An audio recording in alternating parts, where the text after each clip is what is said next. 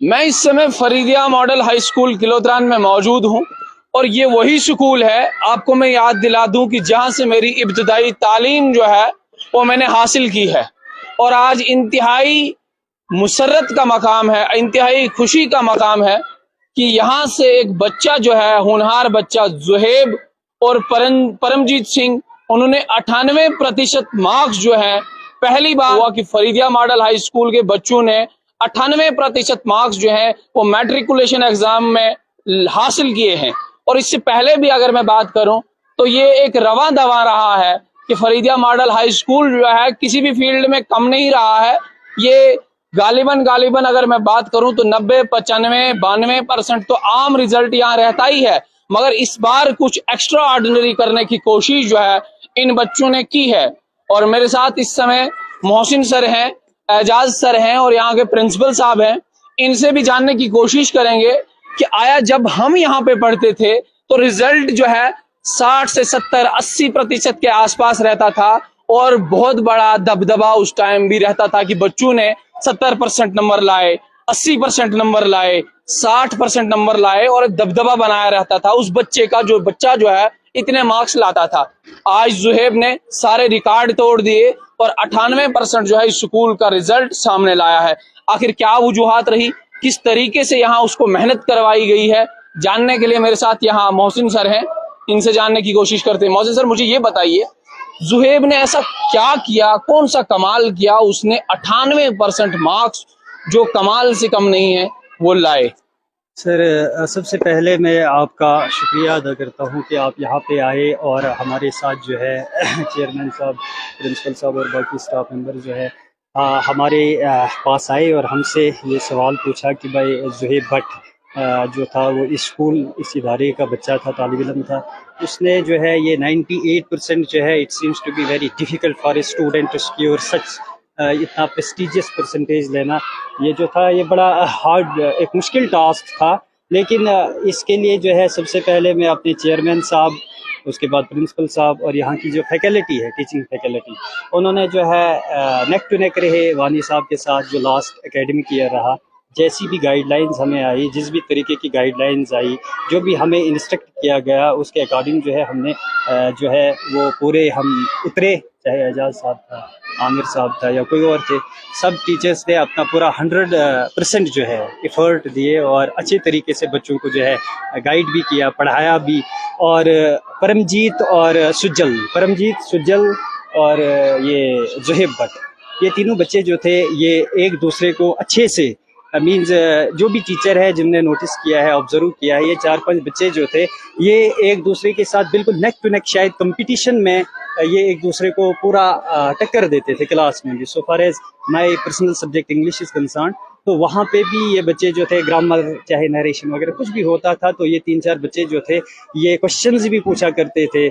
जो भी उनके रिलेटेड कोई भी क्वेश्चन होता था, टॉपिक के रिलेटेड, वो पूछा करते थे। तो जब समझ नहीं आती थी तो बाहर आ जाते थे, वहाँ पे पूछा करते थे। फिर अगर कहीं पे प्रॉब्लम रहती थी, फिर व्हाट्सएप वगैरह क्वेश्चन पेपर सेंड करना, कोई आंसर जो खुद से वो बनाते थे, जिस भी एक्टिविटी में हम उनको एंगेज करते थे, हमारे पर्सनल व्हाट्सएप नंबर्स पे वो जो आंसर्स थे वो भेजते थे। सर इनको देखना, यहाँ पे किसी किस्म की मिस्टेक नहीं है, अगर मिस्टेक है सर तो इसको थोड़ा सा ठीक करके दीजिए, स्टिल बिफोर एग्जामिनेशन। हमारे साथ यहाँ एजाज साहब भी हैं, इनसे जानने की कोशिश करते हैं। एजाज साहब, वाज इट स्मार्ट वर्क और वाज इट हार्ड वर्क? क्या कहना चाहेंगे आप, क्या ये स्मार्ट वर्क है या हार्ड वर्क है, जिस तरीके से बच्चों ने जो इतना बड़ा जो आंकड़ा है वो क्रॉस कर लिया है? शुक्रिया आमिर सर। जैसा कि मोहसिन सर ने आपके सामने एक्सप्लेन ठीक से किया कि भाई वो स्टूडेंट जो क्लास पास आउट हुई यहाँ से, उनका जो एक पढ़ने का और यहाँ स्कूल में जो एक बिहेवियर उन्होंने शो किया है अपना, और अपना जो उन्होंने इम्पैक्ट डाला हुआ है, तो उसके लिए वो डिजर्व करते थे क्योंकि उनके पास वो क्वालिटीज थी। लेकिन सबसे अच्छी जो बात है ना, वो हमें ये चीज़ देखना है कि आया हम भी पढ़ रहे थे इसी इंस्टीट्यूट में, हमने भी पढ़ा और न जाने कितने बैचेस हमने किए हैं स्कूल से, 3-4 बैचेस जो मैंने किए हैं पर्सनली। तो उनमें से जो आज का ये जो रिजल्ट रहा है, ये सबसे जो हम बता रहे हैं कि टॉप रिजल्ट है as compared to the others. तो हम इसमें चिनाब वैली में लगभग गालिबन ये सबसे टॉप की भी पहले बात करते हैं कि क्यों ना ऐसे पहले बैच क्यों ना ऐसा निकला, और क्यों आज भी हम कुछ कोशिश कर रहे हैं लेकिन इनमें क्या ऐसी क्वालिटी थी जो जुहेब सरताज भट्ट और परमजीत सिंह और जो हमारे पास तीसरे रिहान खान थे, उसके बाद सुजल कोतवाल, तो उनमें ये क्वालिटी थी कि भाई वो दे आर क्यूरियस। सबसे बड़ी बात है कि इंसान जो है वो क्यूरियस थे कि हर चीज न्यू सब जो चीज थी ना उसके बारे में वो क्यूरियस रहते थे। हर टाइम हमको वो पूछते थे नई नई चीजों के बारे में, और वो जो उनकी डेडिकेशन थी ना अपने गोल के ताई, बस वो उन्हें चुप नहीं रहने देती थी, और वो बहुत ज्यादा हार्डवर्क करते थे। हार्डवर्क के साथ साथ स्मार्ट वर्क। यहाँ पे सरताज की बात है, कौन से जुहेब सरताज की बात है, तो जुहेब सरताज जो था वो ऐसा लड़का था कि कभी भी हम फ्री टाइम में होते थे ना तो हमसे बातें वो चीजें पूछते थे जो शायद हमको भी लगता था कि ये चीजें हम भी नहीं एक्स्ट्राऑर्डिनरी हैं, और ये चीजें हमारे लेवल से भी थोड़ा सा ऊंची है, और हम उन चीजों पे ऊपर खुद भी जो है वो स्टडी करते थे। ऐसी जैसी चीजें वो पूछते थे। वो क्रिएटिव था, और क्रिएटिव स्टूडेंट में ये कैलिबर होता है कि भाई वो कुछ भी क्रैक कर सकता है। तो ये तो उसके लिए 98 तो हम बहुत बड़ा डिफिकल्ट समझते, लेकिन उसके लिए कुछ नहीं था।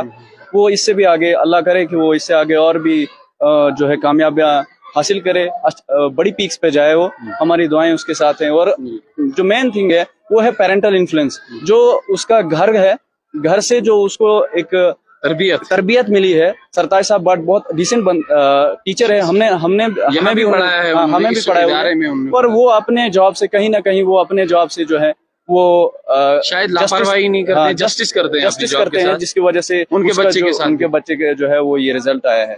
मुझे ये बताइए एजाज साहब कि यहाँ इस इदारे के 2 या 3 बच्चे हर साल नीट जैसा एग्जाम क्वालिफाई करते हैं। इस इदारे के हर साल 2 या 3 बच्चे केएस लेवल का एग्जाम क्वालिफाई करते हैं।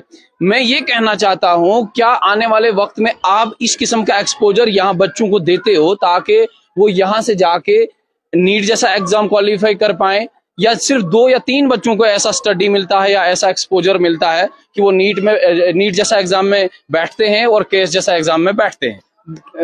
देखो सर, ये बात है कि अगर हम कोई स्पेशल 3 बच्चों के लिए कोई स्पेशल क्लास नहीं लगाते या 4 बच्चों के लिए जैसा आप बोलते हैं, यहाँ जो है क्लास हर एक के लिए सेम जो है वो लगती है। लेकिन ये चीज में जैसा आप समझते हैं कि जो एजुकेशन सिस्टम है ना, ये 3 टायर सिस्टम था, अब 4 टायर सिस्टम हो गया, इसमें सोसाइटी भी इन्वॉल्व हो गई है।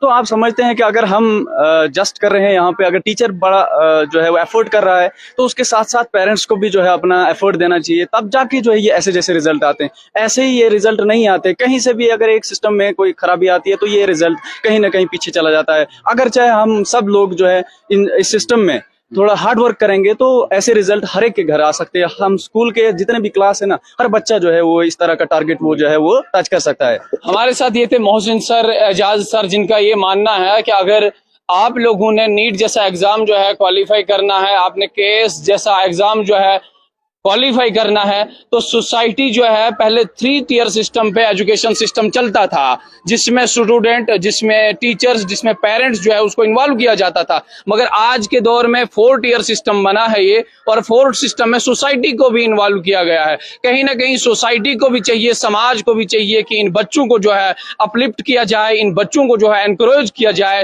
ताकि आने वाले वक्त में आने वाले जो है मुस्तकबिल जो है वो बन पाए, रेस्पॉन्सिबल सिटीजन बन पाए। आप फिलहाल जुड़ते रहिए हमारे साथ।